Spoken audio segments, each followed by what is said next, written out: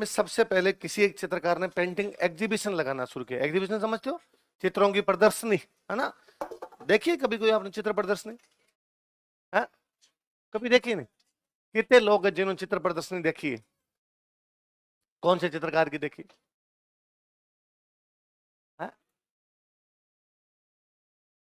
कभी कोई एग्जीबिशन देखने नहीं गए? जाया करो यार, ये तो थोड़ा होना चाहिए। हाँ, स्टेट आर्ट मतलब सेंड आर्ट? अच्छा, पुष्कर के अंदर सेंड आर्ट लगी थी, अच्छा वो ऐसे चित्र बने हुए नहीं देखे? जाना कभी। अपने जो जवाहर कला केंद्र है, जवाहर कला केंद्र में कई बार इस प्रकार की एग्जीबिशन लगती है। जैसे मेरी खूब एग्जीबिशन देखी हुई है यहाँ पे जवाहर कला केंद्र में। पहले मालवीय नगर रहता था और तैयारी के दिनों में ये था कि बस जवाहर कला केंद्र जाना ही है, पहले महीने में 2 दिन ही जाना पड़े कभी, क्यों वहां पर कुछ ना कुछ चलता रहता है। या तो वहां पे कोई ये डांस म्यूजिक के कार्यक्रम चलते रहते हैं, या वहां पर ये पेंटिंग एग्जीबिशन होती रहती है, या वहां पे बुक फेयर लगते रहते हैं, खादी खादी के वो कपड़ों के एग्जीबिशन वगैरह लगती रहती है। तो हमारा कुछ महीने भर में एक आधी बार हो ही जाता था कि 2 बार ही हो जाता। और मैं तो चूंकि मालवीय नगर रहता तो उसके सामने से आते जाते थे, तो दिख भी जाता कुछ कि नया चल रहा है, तो बाइक रो की साइड में अंदर चले गए। तो मेरे याद में एक बार उसमें एक एग्जीबिशन देखने चला गया था। तो जयपुर के अपने पेंटर थे, उन्होंने एग्जीबिशन लगा रखी थी 12 मासा की। इसकी लगा रखी 12 मासा की एग्जीबिशन लगा रखी। अब अपने को पेंटिंग के बारे में कुछ ही नहीं पता, तो पढ़ी हुई है न तो पेंटिंग कभी की, ना पेंटिंग की बारीकियां क्या होती है वो भी अपने को नहीं समझ में आती।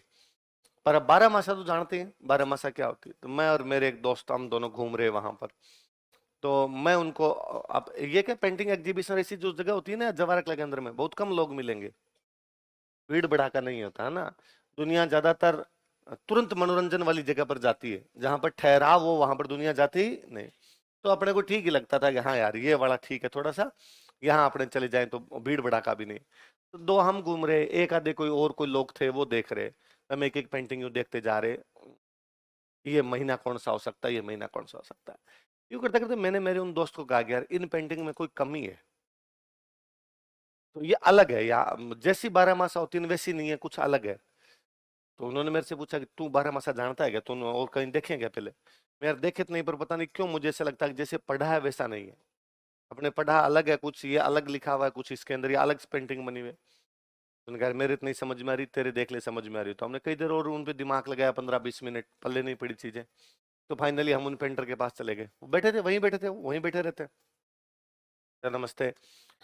और हमने पेंटिंग देखी, सर अद्भुत, बहुत अच्छी पेंटिंग बनाई है आपने। सर हम दोनों आरएएस की तैयारी करते हैं, 12 मासा के बारे में हम थोड़ा बहुत जानते हैं सर। ये पेंटिंग देख के पता नहीं ऐसा क्यों लग रहा है कि जैसा 12 मासा हमने पढ़ा वैसा नहीं है, इनमें अलग है। तो उन्होंने पूछा कि मतलब बता तो क्या अलग है? सर ये तो नहीं पता, पर हमें तो लग रहा है इनमें कमी है कोई। तो उन्होंने कहा किसी पेंटर को जाके कहना कि कमी है, तो ये तो कमी बता दे तू। नहीं पता क्या है, पर हमने सर कुछ अलग पढ़ा है। तो उन्होंने मेरे को वापस कहा कि एक बार वापस देख के विशेषता बता इनमें क्या लगती है। मैं वापस देख के आया, मैंने आका इनमें महिला पुरुष दोनों एक साथ है, दोनों जोड़े के अंदर है। उनका तो यही तो अंतर है। पुराने जो 12 मासा अपने बने हुए हैं, उनमें वियोग है, क्या दिखाया हुआ है? अलग अलग। महादेव का एक चित्र है, ऊपर कड़कती हुई बिजली है, नीचे एक महिला बैठी डर रही है, इसका मतलब पति नहीं है, कमाने के लिए बाहर गया है, तो वो अकेली बैठी बादलों में डर रही है। अब अपने भादवे वाला देख, उन्होंने जो भादवे बना रखे एग्जैक्टली, बादल काले हैं, बिजली एकदम कड़क रही है, महिला डरी हुई है, और डरी हुई महिला ने अपना पति पास में बैठा उसका हाथ पकड़ रखा है। इसका मतलब संयोग है, वियोग है। हाँ मगर ये है, आपने सब में जोड़ा बना दिया, पहले वाले में जोड़े अलग अलग थे। तो उन्होंने कहा अब यार अब क्या बाहर ही कमाते रहेंगे, क्या घर भी तो आएंगे? मैं कहा हाँ सर सही है। तो आप जब जाते हो तो कुछ ना कुछ सीख के आते हो, अब उससे पल्ले पड़ेगी, हाँ यार पहले वाली पेंटिंग में थोड़ा ये अलग था, अब वाली पेंटिंग में उसके अंदर ये चीजें अलग है। तो आप जाया करो, इस प्रकार की कोई चीजें हैं। तो हमारे क्या मोबाइल ने बहुत कुछ खत्म किया है। इंस्टेंट मनोरंजन जो मिलना शुरू हुआ ना, कि भाई अब आते आते अपने कुछ चाहिए, दिमाग को चाहिए होता है, दिमाग हर प्रकार की खुराक चाहता है। वो केवल पेट की भूख ही नहीं, उसके ये भी होता है कि मैं कला के क्षेत्र में, कोई साहित्य के क्षेत्र में भी पढ़ूं, कुछ देखूं, ये भी दिमाग चाहता है हमेशा। और अब वो हाथों हाथ मोबाइल दे देता है। आपको मूवी देखनी है, मोबाइल हाथों हाथ के गला मूवी दिखा देता हूँ। आप गाना सुनना है, मोबाइल हाथों हाथ के गला गाना सुना देता हूँ। व्यक्ति के मन में भूख उठती है, हाथों हाथ मर जाती है।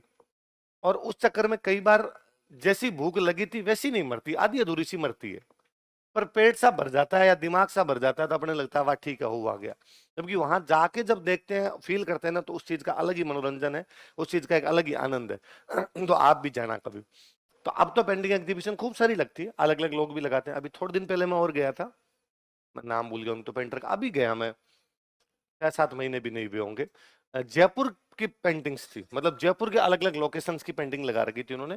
भाई हवा महल की पेंटिंग बना ली, अल्बर्ट हॉल के बाहर कबूतर उड़ रहे हैं उनकी पेंटिंग बना ली, गलता जी में बंदर है तो उनकी पेंटिंग लगा ली। तो जयपुर के अलग अलग लोकेशंस की पेंटिंग लगा रखी थी, बहुत अच्छी पेंटिंग एग्जीबिशन थी। और उस दिन तो कोई नहीं था, शायद हम 2 लोग ही पहुंचे थे, बारिश हो रही थी बाहर झमाझम। तो अंदर 2 ही लोग थे, तो उनसे कई देर हमने बातें भी की थी, सर ये क्या है, ये क्या है। एक आधी पेंटिंग में लेके भी आया था उनसे। तो राजस्थान में सबसे पहले पेंटिंग एग्जीबिशन लगाना किसी व्यक्ति ने शुरू किया, तो वो व्यक्ति कौन है? राम गोपाल, है ना। इससे पहले पेंटिंग एग्जीबिशन जो लगती थी ना, तो मान लो हम 5 पेंटर ने मिलके लगा ली, पर कोई एक आदमी कहे कि मेरी 10 पेंटिंगर ये देखने के लिए आ जाओ, ऐसा पहली बार किसी ने किया, तो किसने किया? लिखो। देखो, सबसे पहले चित्र प्रदर्शनी लगाना प्रारंभ किया था। He started to conduct painting exhibition for the first time. सबसे पहले चित्र प्रदर्शनी लगाना प्रारंभ किया था। He started to conduct painting exhibition for the first time. सबसे पहले चित्र प्रदर्शनी लगाना प्रारंभ किया था। He started to conduct painting exhibition for the first time. गुरुजी लिखो, इनके गुरुजी कौन रहे, लिखो गुरु।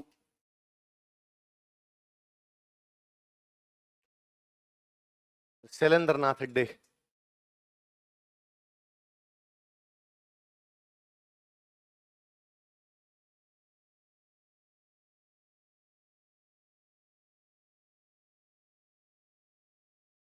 गुरु लिखो शैलेंद्र नाथ हेड्डे।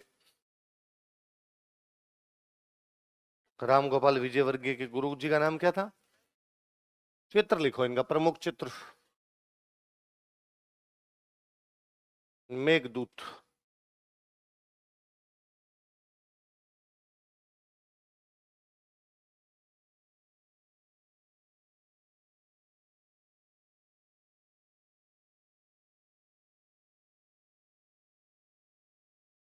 प्रमुख चित्र क्या है? मेघदूत।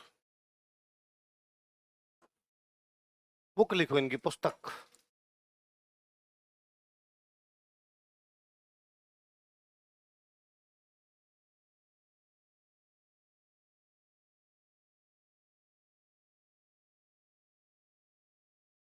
अभिसार निशा।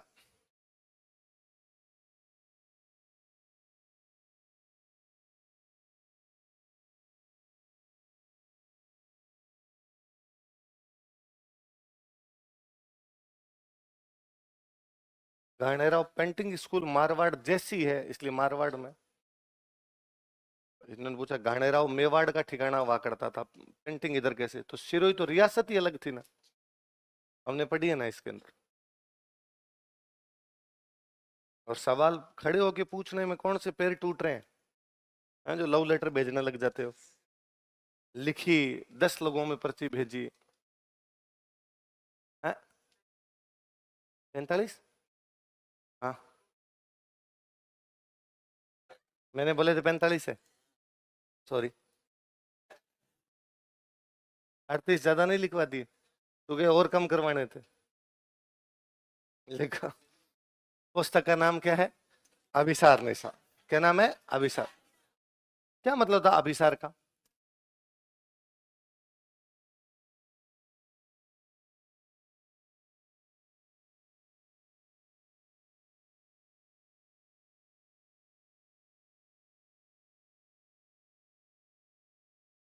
हाँ,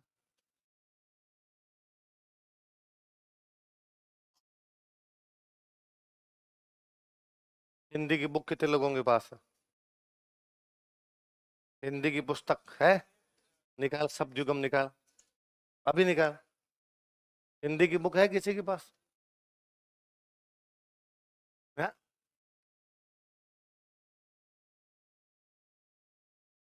अब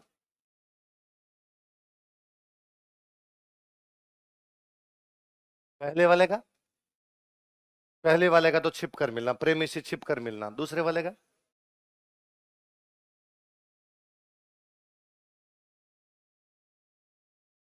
आक्रमण। क्या है?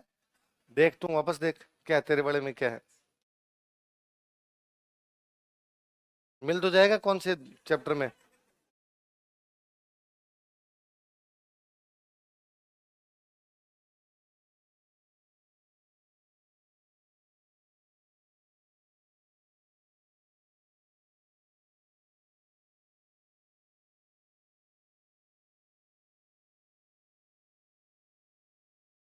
आधा आदमी ढूंढ लेगा। क्या लिखा हुआ? किसका, कौन से अभिसर का? पहले वाले का प्रेमी से छिप कर मिलना। दूसरे वाले का? दूसरे वाला है ही नहीं, तो पहले तो इस किताब को फाड़। तो ढूंढ इसमें कहाँ है।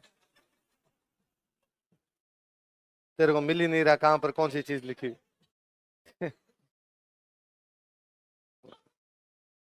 तुम पढ़ते नहीं हो। तुम्हारे बेच में मैं ऐसी उम्मीद नहीं कर सकता था कि तुम्हें ना पता हो। आरएस वालों से तो मैंने कब का ही पूछना बंद कर दिया, कि वो कहेंगे कि सर हम हिंदी वाला इतना नहीं देखते, हम दूसरी चीजें। पर अपने तो 200 नंबर का पेपर है। मैंने शायद बहुत पहले जब एक कौन सा बैच शुरू हुआ था, तब मैं शुरुआत में आ रहा था, तब भी मैंने कहा था ऐसा ही, कि भर्ती की ठीक बाद में तुम्हारा पूरा भविष्य इस हिंदी पे टिका हुआ है। किले 38 की जगह 45 लिखा दो, 47 लिखा दो, कोई फर्क नहीं पड़ता। तुम केवल इस पेपर से पास होगे। जब एक पेपर का वेटेज 200, दूसरे पेपर का वेटेज 200, जबकि दूसरे पेपर के अंदर 18 पेपर लगते हो। हिस्ट्री इन पॉलिटी, हिस्ट्री के 4 भाग, ज्योग्राफी के को 4 भाग, करंट अलग से उसके 2-4 भाग। तो ये कैसे उम्मीद की जा सकती है कि वेटेज बराबर है? वेटेज तो ज्यादा हिंदी का ही है। और हिंदी एक ऐसा सब्जेक्ट है वास्तव में जिसके लिए किसी मास्टर की आवश्यकता नहीं है, कोई क्लास की आवश्यकता नहीं है। मेरे आज दिन तक की समझ में नहीं आई कि स्टूडेंट हिंदी भी पढ़ता है कोचिंग में। मतलब स्प्रिंग बोर्ड ने 2016 तक हिंदी नहीं पढ़ाई है। आरएस में पेपर लगता था हमारे 200 नंबर का। अब तो 120 नंबर की हिंदी आती है, हमारे तो 200 नंबर की आती थी। और उसके बावजूद कोचिंग में पढ़ाते नहीं थे। इसमें क्या पढ़ाना, पढ़ो खुद। और सारे खुद ही पढ़ते थे।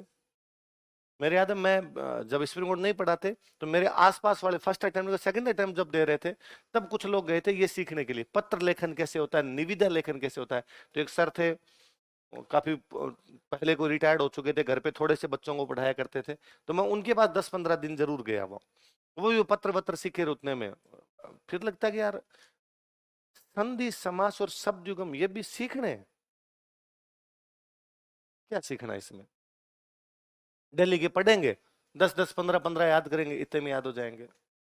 अभी तक भी समय नहीं बीता है। आप दिल्ली इनको पढ़ना शुरू कर दीजिए, पूरा भविष्य आपका इसी पे टिका हुआ है।